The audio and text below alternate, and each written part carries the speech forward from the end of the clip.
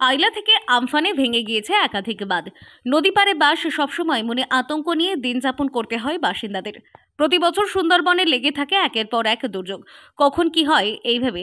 তবে এই সুন্দরবনের অন্যতম প্রবেশদ্বার কৈখালী, আর এই কৈখালীতে সারা বছর পর্যটক ভিড় করে।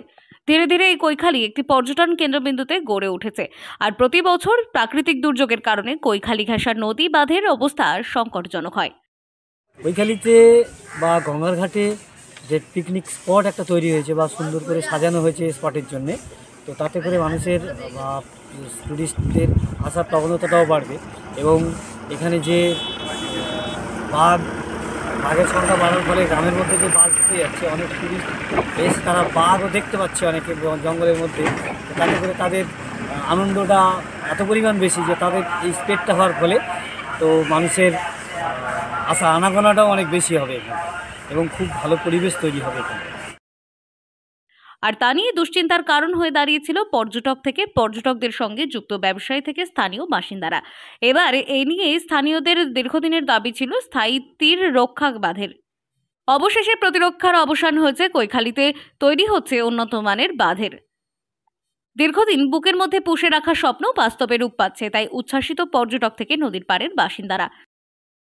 সুন্দরবনের প্রত্যন্ত এলাকা আমাদের গঙ্গার ঘাট এবং কৈখালী পর্যটন কেন্দ্র হিসাবে ওখানে যে বসার সিট বা কংক্রিটের ঢালাই নদীবাঁধ তৈরি করা হচ্ছে, সেখানে আরও ব্যবস্থা করা হচ্ছে যে রঙিন আলো, বিভিন্ন লাইটের ব্যবস্থা করা।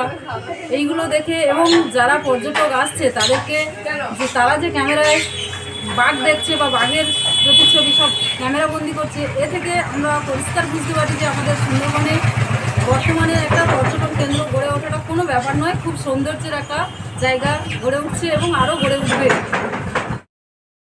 দেখা দিয়েছে তাদের মাঝে স্বস্তি। কৈখালী নদী পার এলাকায় গিয়ে দেখা যায় বাঁধ নির্মাণের কাজ চলছে, তবে বাঁধ নির্মাণে যেন কোনো অনিয়ম না হয় সেদিকে খেয়াল রাখার দাবি স্থানীয়দের।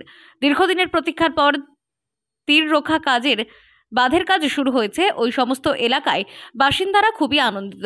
এখন নতুন করে বেঁচে থাকার স্বপ্ন দেখছে কৈখালীর স্থানীয় বাসিন্দা থেকে শুরু করে কৈখালী পর্যটক ব্যবসার সাথে যুক্ত ব্যবসায়ীরা। প্রসঙ্গত, রাজ্য সরকার এর আগেও কংক্রিটের বাঁধ করার কথা ঘোষণা করেছিলেন, তবে কবে হবে সেই নিয়ে একাধিকবার প্রশ্ন উঠেছিল।